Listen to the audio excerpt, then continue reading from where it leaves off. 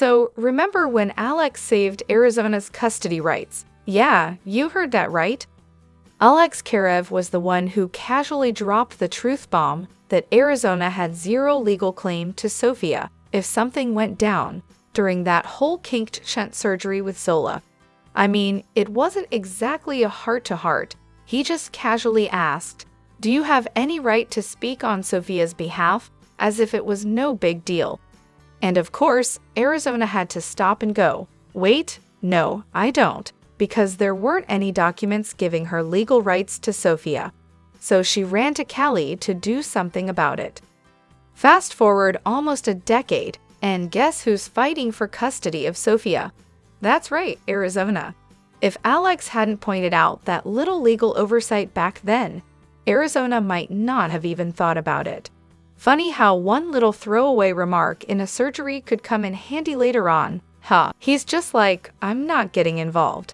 Which, honestly, is kind of cool of him, especially compared to Callie's whole "half the hospital's on my side, go team" vibe.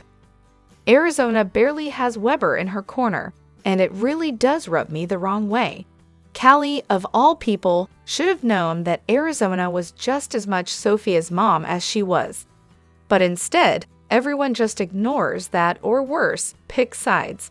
Honestly, what's worse is the fact that Callie never gave Arizona any legal rights until, a year after Sophia was born? Like, Callie always saw Sophia as her and Mark's kid, and yes, that's true to an extent, but Arizona was there too. And the fact that she had to beg for legal rights after the kid was born is a slap in the face. And don't even get me started on Callie emotionally cheating on Arizona for years, and then acting all righteous when Arizona called her out. Callie and Arizona were doomed from the start. The fact that Callie, in all her glorious selfishness, actually implied that Arizona wasn't as much of a parent as her and Mark. That take, disgusting, made me hate Callie. Sorry, but I can't get over how disrespectful that was, and I'm not sure I ever will. Upon rewatching, I noticed so many storylines that just never went anywhere, and one of the biggest offenders has to be Izzy's so-called brilliant skills. Addison claims Izzy is one of the best she's seen in years, but when? Seriously, aside from Izzy's endless monologues, when did we ever get to see her have one truly standout surgical moment? Like, not a single time. If we're talking about the Magic 5, Izzy was the least impressive, hands down. She was never the best. If anything, she's my least favorite out of the group. Then there's the whole storyline with that fancy machine that could do a full-body X-ray. They made such a huge deal about it, with an entire episode hyping it up, and they even used it at the end. And then poof, it was gone. Never mentioned again. And don't even get me started on the machine Richard bought, with Bailey doing her best Star Wars pew-pew impression. Never saw that again either. Honestly, it's like they threw all these cool gadgets into the mix, and then just forgot about them. I do have to give credit where it's due though. There was that one great moment where Izzy drilled burr holes in a patient's skull in the field. That was an amazing scene, and the whole "you saved his life" line was a rare instance of Izzy doing something legitimately impressive. I loved Izzy in Season 1 and parts of Season 2, but the writers really did her dirty with the whole Denny storyline and the George mess. I always wished she had taken Addison up on her offer. I think she had a lot of potential, but the show just handed her some terrible storylines. Now, I see what you're saying about Izzy potentially being more of a star in OB, not necessarily as an all-around genius surgeon, but I still wouldn't be quick to call her the least talented of the Magic crew. She didn't get nearly as much screen time in surgeries compared to the others, and when she did get involved, she often had a smaller role with tons of other surgeons around. But when she was called upon, she totally rose to the occasion. Like in her intern year, she independently cracked open a post-op patient's chest and removed a huge clot with no attendings around to help. And let's not forget her epic burr hole moment during the ferry crash.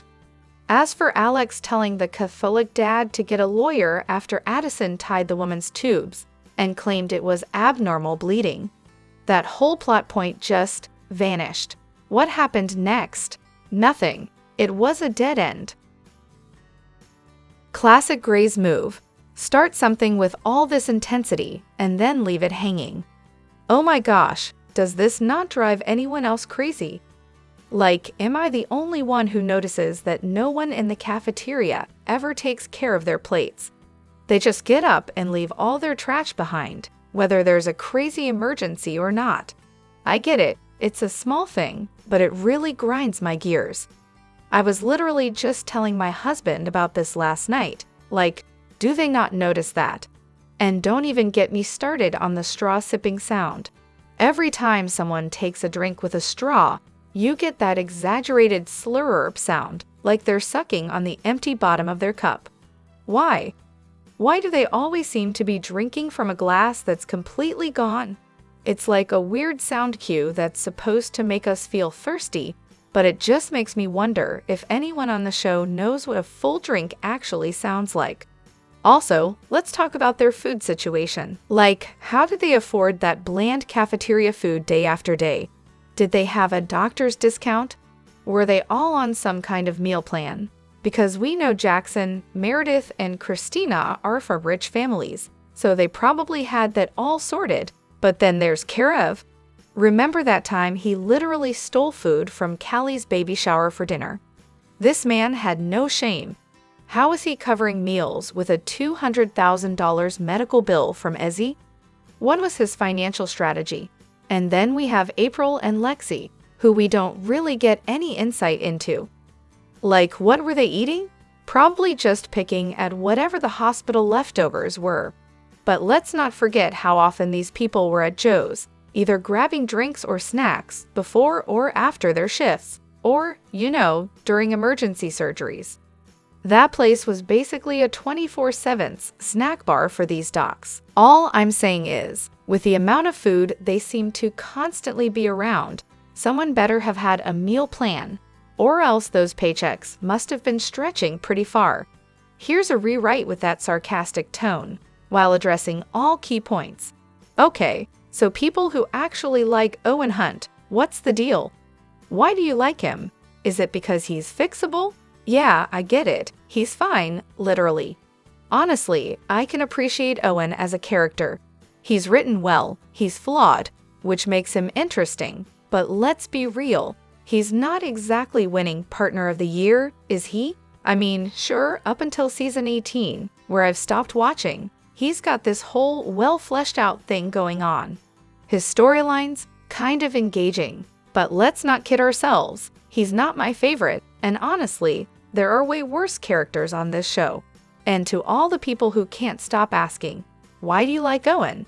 Like, seriously, do you need to know why others enjoy a character? Can't we just let people have their opinions?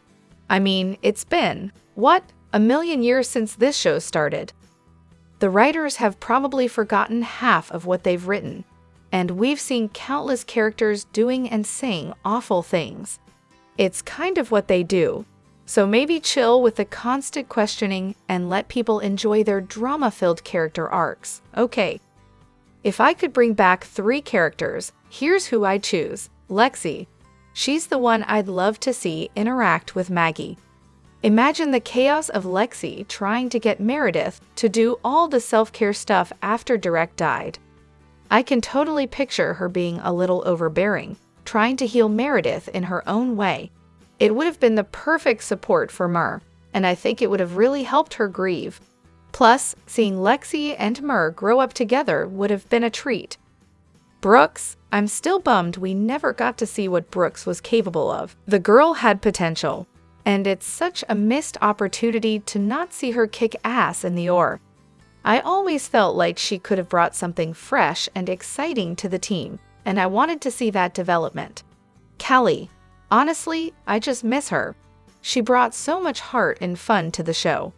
Can you imagine her and Link in the oar together as the ultimate ortho gods? It would be chaos, but in the best way.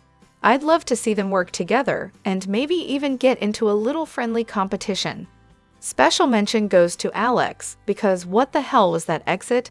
After everything, the fact that they just wrapped up his character like that was beyond disappointing. I still want proper closure for him, especially after everything he went through. Honorable mentions: Izzy and Christina. I think Christina should have come back occasionally, like Addison did. A couple of surgeries with her would have been amazing. And then there's Henry, Teddy's best match, and honestly, I just miss Scott Foley. I also think some characters could have had more of a life outside the hospital. Imagine Arizona popping back up with a full story like Addison did.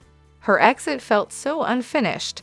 Oh, and Alex? Total bullsh asterisk ending after all that character growth. I just can't get over it. Oh, favorite horror movie? Well, let's see. Maybe the one where Derek pulls his cold, nearly lifeless, and blue girlfriend out of the ocean after obsessing over the fact that she might have tried to drown herself in the bathtub earlier that morning. Or wait, maybe it's the one where Derek dies. Oh, and then there's the time Miranda had to lie about being a nurse just to save her own skin, knowing it was probably too late for Percy. Then, of course, she has to sit there, holding him as he dies in her arms, promising him she'd tell Reed that he loved her, only to find out Reed was already dead too. Ah, George. I know everyone likes to pile on him, but I can't help but defend the guy. He really was one of the most consistently reliable friends on that show. I mean, think about it. He's the only one who actually noticed something was off with Izzy when everyone else was either oblivious or too busy mocking her. Alex? Definitely too busy with his snark to pay attention. The girls? Not a clue, but George?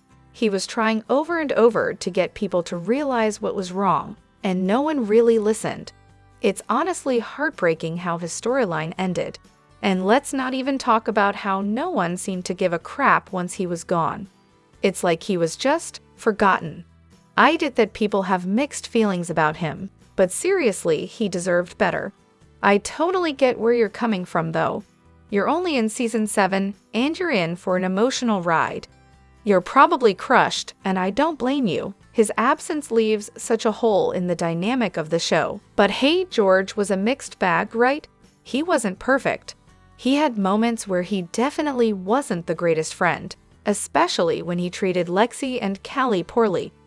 But still, his loyalty to those he cared about was hard to ignore. Brooks and Amelia, now that was a missed opportunity. Honestly, I'm usually not one to nitpick the deaths or exits of characters, but Heather Brooks was too good to be gone so soon. She had so much potential.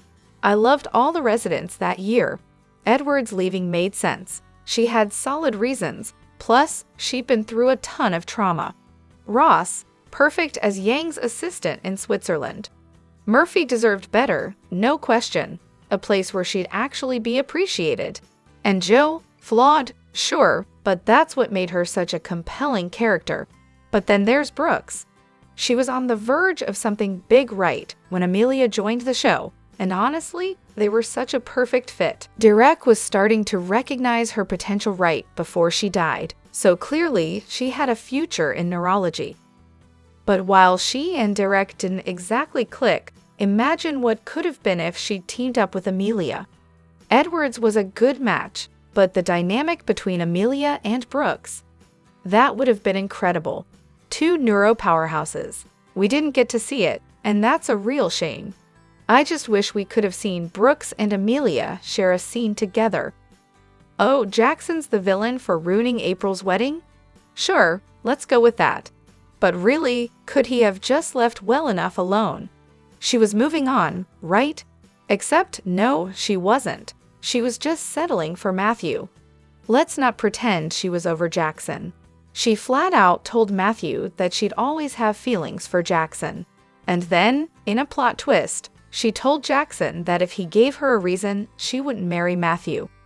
Fast forward to the wedding, and guess what? Jackson, in a truly spectacular moment of terrible timing, gave her that reason. So she didn't marry Matthew. Big shocker, she loves Jackson, not Matthew.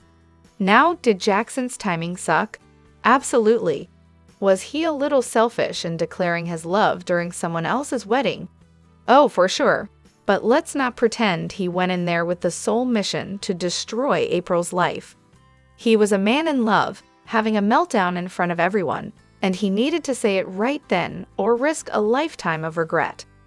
Was it inconvenient? Absolutely. But he didn't ruin her reputation. April did that all on her own by not moving on from Jackson. And really, it's not like anyone at the hospital even cared about Matthew, or Stephanie, for that matter. If anything, this whole mess just made people like April more. Hello, Christina, who thought the whole spectacle was the coolest. And as for Owen's little comment about April being well-liked before her wedding, please, her reputation wasn't shattered by Jackson's love declaration. It was shattered by her inability to make a decision between two men. Jackson didn't ruin her rep. He saved her from a marriage she wasn't meant to have.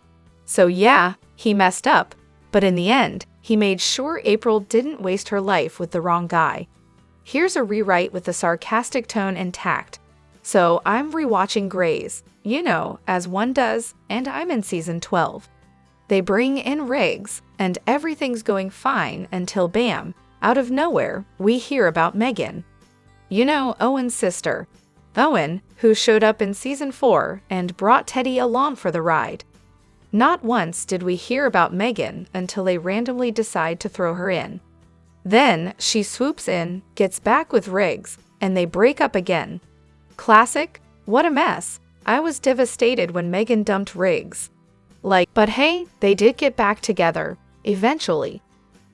Season 7, episode 22. One of those episodes that's both a gift and a curse. I absolutely love Christina's monologue about not wanting kids. It's raw, honest, and exactly why we love her. But then we get Owen Hunt, and it's like a punch to the gut, because he is completely clueless about her feelings. Christina has been crystal clear. She's okay with kids, but she does not want to raise them. It's not her thing. And yet, Owen, in his infinite wisdom, just keeps pushing, suggesting that, she can have the baby, go through the pain, the life-altering changes, and then he can just raise it on his own. Seriously? Who in their right mind thinks that's a healthy solution? What could possibly go wrong with that? Oh, I don't know. Maybe Christina resenting him for forcing her into something she's made abundantly clear she doesn't want, and the child might feel the same. Owen just doesn't get it. It's maddening. He's pushing for a future where she has to go through all of this for his sake. And for what? So he can be the good guy raising a child while she's left to shoulder the emotional fallout? That's a recipe for disaster. A fifth date conversation? Sure, maybe. Not a let's get married right after a shooting trauma conversation, though. And let's not forget that he married her when she was already dealing with the fallout of the shooting. Christina had said, time and time again, that she didn't want kids, but guess who ignored that? Hunt. His big surprise? She still doesn't want kids after they're married. I thought you'd grow out of it, he says. No, Owen. You didn't think she'd grow out of it. You thought you could manipulate her into changing her mind after a while. Classic.